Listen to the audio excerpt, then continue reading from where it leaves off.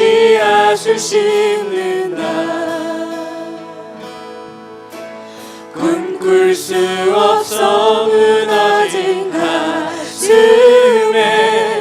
저들의 푸른 꿈 다시 돋아나도록 우리 함께 땀 흘려 소망의 길을 만든다.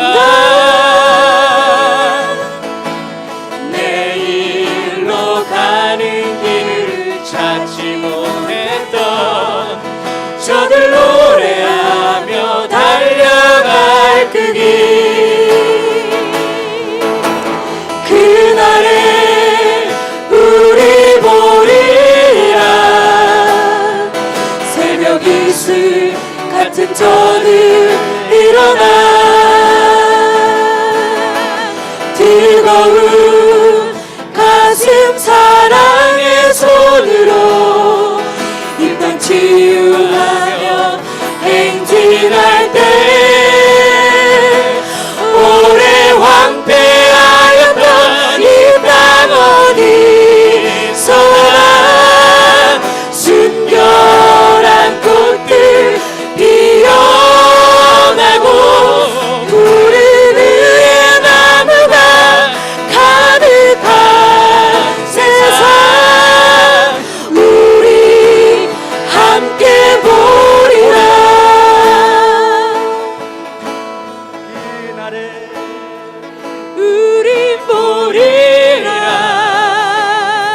새벽 이슬 같은 저들 일어나 뜨거운 가슴 사랑의 손으로 이 땅 치유하며 행진할 때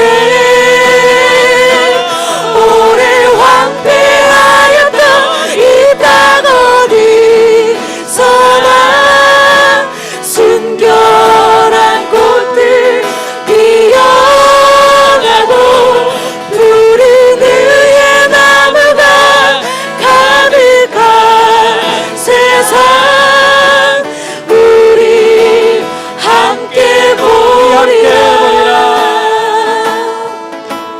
우리 함께 보리라.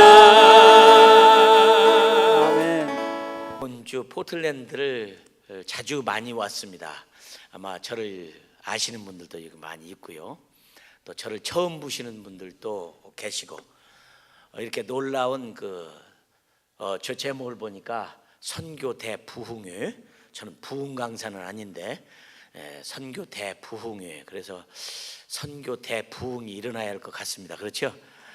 기도하는 마음으로 처음 뵙게 되신 분들은 참 반갑습니다. 저는 본래 아프리카 감비아, 어떤 분들은 감비아라는 나라를 잘 몰라가지고 잠비아라고 생각하시는 분들이 많아요. 잠비아는 아프리카의 저 남쪽에 있는 큰 나라고 감비아는 서쪽에 있는 아주 작은 나라입니다. 아마 나이가 드신 분들은 이제 과거에 우리나라에 미국에 시작됐지만 뿌리라고 하는 영화를 혹시 보신 분들, 바로 제가 그 뿌리의 나라 감비아에서 만딩고족을 위해서 그분들을 섬기다가 왔습니다. 영어로는 루치라고 해서 알렉스 헤일리에 의해서 쓰여졌던 아주 유명한 미국의 노예들의 역사죠. 보신 분들은 그 노예들의 삶이 얼마나 참 비참하고 어려웠던 과거를 잘 아실 줄 압니다.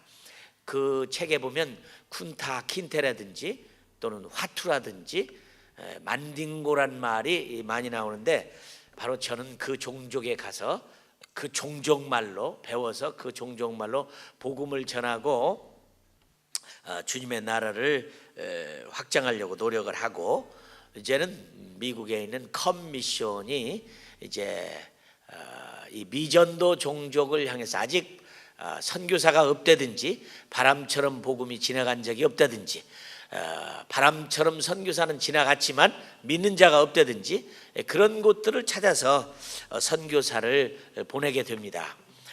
요 며칠 전에 저희 한 가정이 기니라고 하는 곳에 왓수릉 종족이 살고 있는 동네에 간 선교 보고를 보내왔는데 제 가슴이 뭉클했습니다.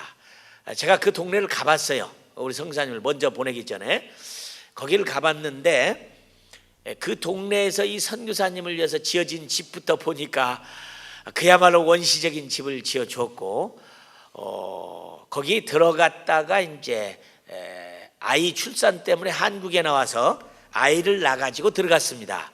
근데 아이 이름을 뭐라고 지었냐면 기주라고 지었습니다. 기주라는 뜻이 뭐냐면 기니를 주님께 드린다는 뜻도 있고 여러 뜻이 있는데 이름을 기주라고 아예 짓고 기니 선교사로 들어갔는데 그 동네가 창세기 일이 생긴 일에 우리를 백인으로 알아요. 우리를 황인을 모릅니다. 이 아프리카 사람들은. 근데 백인 아이, 이제 그러니까 백인을 뭐라고 그러냐면 투바보라 그래요. 투바보란 말은 제가 감비아에 가니까 절 보고 말이죠. 만든 거죠. 투바보 그래서 참 마음이 아프더라고요. 두 사람의 바보가 걸어간다고 부르는 것 같아가지고 투바보니까. 근데 사실은 투바보란 말은 영어의 투와 영국의 돈인 밥이라고 하는 거. 밥은 쉴링을 말하는 건데 백인을 보자마자 그 사람들은 200원만 주세요, 200원만 주세요, 200원만 주세요가 백인이라는 대표 이름이 됐어요. 백인을 볼 때 투바보 그래요. 근데 투바보 딩어란 말은 무슨 말이냐면 백인의 아이를 그 동네는 창세기 이래 본 적이 없어요. 이 동네가. 근데 백인의 아이가 들어오니까 온 동네 사람들이 다 모여서 구경을 온 겁니다. 얼마나 만지겠어요. 여기도 만져보고 여기도 만져보고 여기도 만져보고 여기도 만져. 우리나라의 최초의 미국 선교사님이 들어와서 이제 아이를 낳아서 평양에서 이제 그 병원에서 게일이라고 하는 선교사님이 사역을 하는데 이 우리 한국 분들도 이 백인의 아이를 구경한 적이 없어가지고 평양에 있는 모든 사람이 한꺼번에 몰려와가지고 그 아이를 구경하러 왔기 때문에 이 큰 덥석에다 마당에다 덥석을 넣고 그 아이를 가운데다 넣고 10명씩 잘라가지고 10명 다 본 다음에 10명 그 다음 그래 구경했다는 생각이 딱 드는 거예요. 똑같은 거예요. 그런데 우리나라는 언제입니까? 그게 100년이 넘는 얘기죠. 그런데 아프리카의 기니에 똑같은 일이 있다 이 말이죠. 근데 그때 이제 구경하러 왔던 조금 그 어떤 아줌마가 아이를 한번 꼬집어 봤어요. 꼬집어 봤어요. 근데 아이가 막 우니까 사람인 모양이야. 이랬다는 유명한 얘기가 있습니다. 그런데 우리 집 그 선교사님 아이도 그렇게 만지고 하는 모습을 보면서 참 미전도 종족이라는 게 그때나 지금이나 여전히 비슷한 면이 있다는 생각이 듭니다. 그래서 저희 선교사님들은 그런 곳에 가서 선교를 합니다. 참 그런데 제가 보니까 우리 여러분들은 대단히 용감하신 분들이라는 생각이 들어요. 왜냐하면 선교사가 와서 부흥이 온다 그러면 올 사람도 안 옵니다.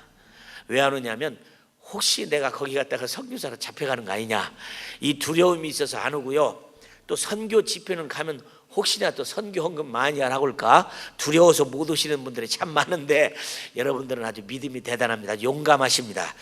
분명히 여러분들은 이번 집회를 끝나고 선교지를 갈 것 같은 조짐이 제가 좀 보입니다. 근데 이 선교라는 게 참 부담스럽습니다. 그렇죠 여러분들?